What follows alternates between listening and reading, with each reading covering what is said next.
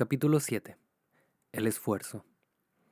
Para la mayoría de nosotros, toda nuestra vida se basa en el esfuerzo, en algún acto de la voluntad, y no podemos concebir una acción sin volición, sin esfuerzo.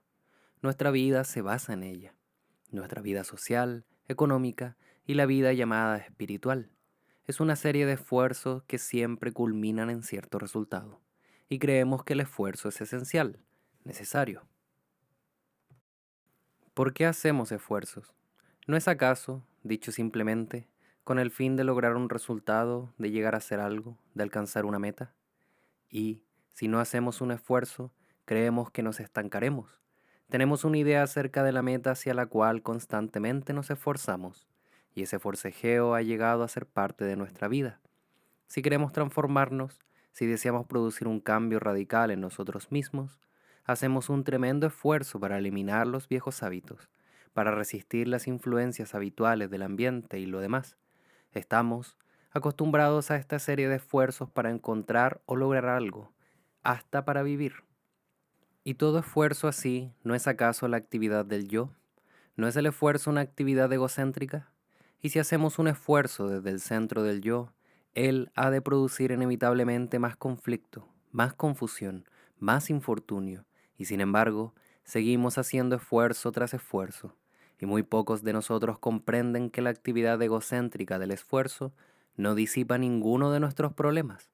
Por el contrario, aumenta nuestra confusión, nuestras miserias y nuestro dolor.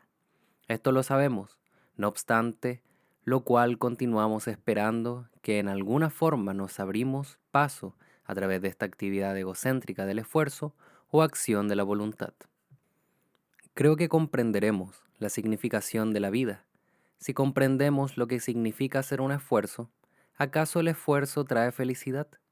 ¿Has tratado alguna vez de ser feliz? Es imposible, ¿verdad? Luchas por ser feliz y la felicidad no llega, ¿no es así? El júbilo no surge mediante la represión ni mediante el control o la propia complacencia. Podrás complacer a ti mismo, pero al final habrá amargura. Podrás reprimirte o domarte, pero siempre habrá lucha en lo recóndito. Por lo tanto, la felicidad no es fruto del esfuerzo, ni el júbilo es fruto del control y la represión. Y sin embargo, toda nuestra vida es una serie de represiones, una serie de controles, una serie de complacencias que traen pesar. Constantemente, asimismo, nos dominamos, luchamos con nuestras pasiones, nuestra codicia y nuestra estupidez. No luchamos, no lidiamos, no nos esforzamos en la esperanza de hallar felicidad, de encontrar algo que nos dé un sentimiento de paz, un sentimiento de amor. Y sin embargo, ¿surge acaso el amor o la comprensión mediante el esfuerzo? Creo que es muy importante comprender qué entendemos por lucha, porfía o esfuerzo. ¿No significa el esfuerzo una lucha por cambiar lo que es en lo que no es, o en aquello que debería ser o llegar a ser? Es decir, constantemente luchamos para evitar encarar lo que es, o intentamos alejarnos de ello y transformar o modificar lo que es. El hombre verdaderamente contento es aquel que comprende lo que es, que atribuye el verdadero sentido a lo que es. Eso es el verdadero contento. No tiene nada que ver con la pasión de pocas o muchas cosas, sino con la comprensión del significado total de lo que es. Y ello solo puede advenir cuando reconoces lo que es, cuando te das cuenta de lo que es, no cuando tratas de modificarlo o de cambiarlo.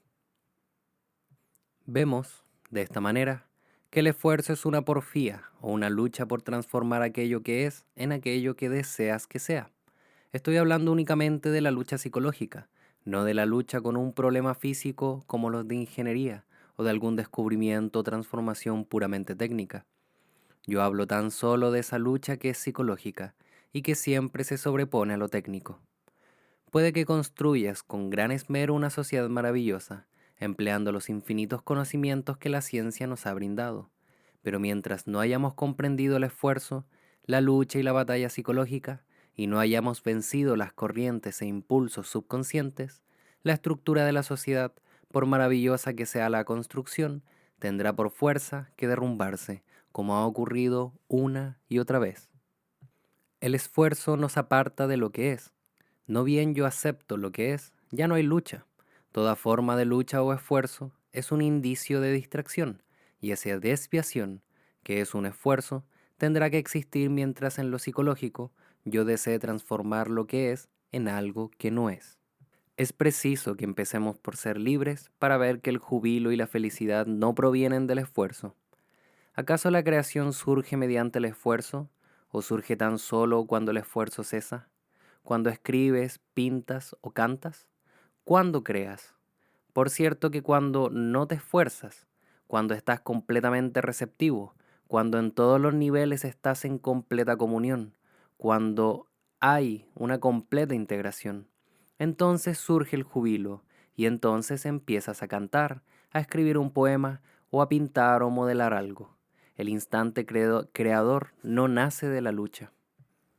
Comprendiendo la cuestión de la creatividad, podremos tal vez comprender qué entendemos por esfuerzo. ¿Es la creatividad un resultado del esfuerzo y nos damos cuenta de nosotros mismos en los momentos en que somos creadores? ¿O la creatividad es un sentido de total olvido de uno mismo, ese sentimiento que se experimenta cuando no hay turbulencia, cuando uno es enteramente inconsciente del movimiento del pensar, cuando solo existe el ser completo, pleno, exuberante? ¿Es ese estado un resultado del afán, de la lucha, del conflicto, del esfuerzo? No sé si alguna vez has notado que cuando haces algo con facilidad, con presteza, no hay esfuerzo, hay ausencia completa de lucha. Mas, como nuestra vida es en su mayor parte una serie de batallas, de conflictos, de lucha, no podemos imaginar una vida, un estado del ser en el que el bregar haya cesado completamente. Para comprender el estado del ser en que no hay lucha, ese estado de existencia creadora, es preciso, por cierto, examinar en su totalidad el problema del esfuerzo. Entendemos por esfuerzo la lucha por la realización de uno mismo, por llegar a ser algo, ¿no es así? Soy esto y quiero llegar a ser aquello, no soy aquello y debo llegar a serlo. En el hecho de llegar a ser aquello hay forcejeo, hay batalla, conflicto, lucha. En esta lucha nos interesa inevitablemente colmarnos mediante el logro de un fin. Buscamos la propia satisfacción en un objeto, en una persona, en una idea, y eso exige constante batalla, lucha, esfuerzo por devenir, por realizarse. De suerte que este esfuerzo lo hemos tenido por inevitable. Y yo me pregunto si es inevitable esta lucha por llegar a ser algo. ¿Por qué existe esta lucha? Donde exista el deseo de realizarse, en cualquier grado o en cualquier nivel, tiene que haber lucha. La realización es el móvil, el estímulo que hay detrás del esfuerzo, ya se trate de un alto funcionario, de una dueña de casa o de un pobre hombre. Esa batalla por llegar a hacer algo, por realizarse, prosigue siempre. Bueno, ¿por qué existe el deseo de colmarnos? Es obvio que el deseo de realizarnos, de llegar a ser algo, surge cuando existe la percepción de que uno nada es. Como no soy nada, como soy insuficiente, vacío, interiormente pobre, lucho por llegar a ser algo, externa o internamente. Lucho para llenar mi vacío con una persona, con una cosa, con una idea. Llenar ese vacío es todo el proceso de nuestra existencia, dándonos cuenta de que somos vacíos. Interiormente pobres, luchamos por acumular cosas en lo externo o por cultivar la riqueza interior. Solo hay esfuerzo cuando uno escapa a ese vacío interior por medio de la acción, de la contemplación, de la adquisición, del logro, del poder y lo demás. Esa es nuestra existencia diaria. Yo me doy cuenta de mi insuficiencia, de mi pobreza interna, y lucho para huir de ella o para llenarla. Esto de huir, de evitar el vacío o de procurar encubrirlo, ocasiona lucha, rivalidad y esfuerzo. ¿Y qué sucede si uno no hace esfuerzo para huir? Que uno vive con esa soledad, con esa vacuidad, y al aceptar esa vacuidad, uno hallará que adviene un estado de ser creador que no tiene nada que hacer con la lucha, con el esfuerzo. El esfuerzo solo existe mientras tratamos de evitar esa soledad, ese vacío interior. Mas, cuando lo miramos y lo observamos, cuando aceptamos lo que es sin esquivarlo, hallaremos que surge un estado de ser en el que cesa toda lucha. Ese estado de ser es creatividad y no es resultado del esfuerzo. Pero cuando hay comprensión de lo que es, o sea, del vacío, de la insuficiencia interior, cuando uno vive con esa insuficiencia y la comprende plenamente, adviene la realidad creadora, la inteligencia creadora, que es lo único que trae felicidad. Así pues, la acción tal como la conocemos es en realidad reacción. Es un incesante llegar a hacer algo que consiste en negar, en evitar lo que es. Mas, cuando hay captación del vacío, sin opción, sin condenación ni justificación, en esa comprensión de lo que es, hay acción, y esta acción es ser creativo. Esto lo comprenderás si te das cuenta de ti mismo en la acción. Obsérvate en el momento en que actúas, y no solo exteriormente. Visualiza asimismo el movimiento de tu pensar y sentir. Cuando te des cuenta de ese movimiento, verás que el proceso de pensar, que es también sentimiento y acción, se basa en una idea de llegar a hacer algo. La idea de llegar a hacer algo surge tan solo cuando hay una sensación de inseguridad, y esa sensación de inseguridad llega cuando uno se da cuenta del vacío interior.